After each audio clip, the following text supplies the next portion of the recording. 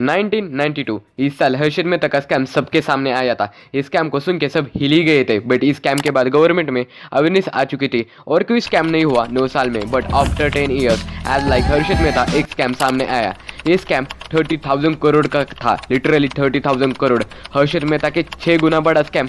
But the interesting fact is the scam करने वाला एक बंदा एक फल बेचने वाला था और इस बंदे की पहुंच इतनी थी कि उसने बड़े बड़े पॉलिटिशियंस अपनी जेब में रखे थे।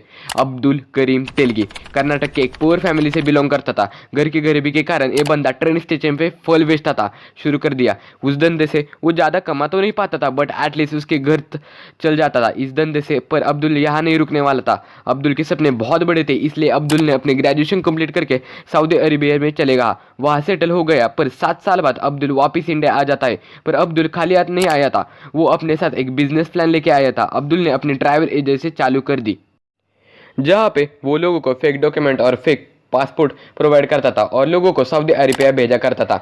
बट पुलिस ने उसका स्कैम पकड़ लिया था और इस कारण अब्दुल को जेल भी जाना पड़ा। And here the start the journey of the scam 30,000 crore.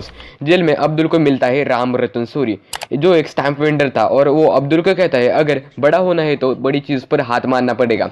Stamp paper इसी लीगल डॉक्यूमेंट है हर जो ऑफिशियल चीज़ में यूज़ की जाती है। फिर चाहे तुम प्रॉपर्टी खरीद रहे हो और प्रॉपर्टी बेच रहे हो, फिर तुम शादी कर रहे हो या तोड़ रहे हो, ये पेपर हर जगह काम आता है। इसलिए इस पेपर की हाई डिमांड रहती है। और फिर जेल से निकलने के बाद ये फेक और असली पेपर के अदला बदली करके मार्केट में डिस्ट्रीब्यूट करना चालू कर देते हैं। इससे अब्दुल और रिच हो रहा था और उनकी जेब कंटिन्यूसली भर रही थी। बट अब्दुल पैसों के प्यास बुझ ही नहीं रही थी। कुछ टाइम के बाद अब्दुल के रामरतन सोनी के साथ लड़ाई हो जाती। इसके बाद वो दोनों अपने अपने रास्ते पे निकल जाते हैं। बट अब्दुल इसका कोई अफसोस नहीं था, बिकॉज अब्दुल ने उसकी फील्डिंग सेट कर चुके थे। इस टाइम में पुलिस, लॉयर और पॉलिटिशियन सब इन्वॉल्व थे अब्दुल के पास। अब स्टैम्प पेपर की प्रिंट करने के लिए मल्टीपल मशीन्स और मल्टीपल लोग अब्दुल के पास थे।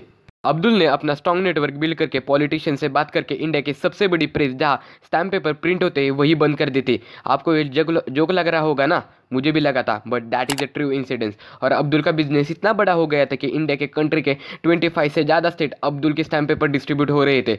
बट आप पूछोगे इतना सब कुछ कैसे हो रहा था, but the reason behind it कि अब्दुल के स्टैम्प पेपर और गवर्नमेंट के स्टैम्प पेपर में एक जैसे ही लगते थे और अब्दुल के पास बहुत पैसे हो गया था। बट एक दिन इंडिया की एजेंसी स्पेशल इन्वेस्टिगेशन टीम ने अब्दुल को अजमेर में पकड़ ही लेते हैं और अब्दुल का गेम ओवर हो जाता है। इसी वीडियो देखने के लिए चैनल को सब्सक्राइब कर दीजिए, लाइक कर दीजिए। मिलते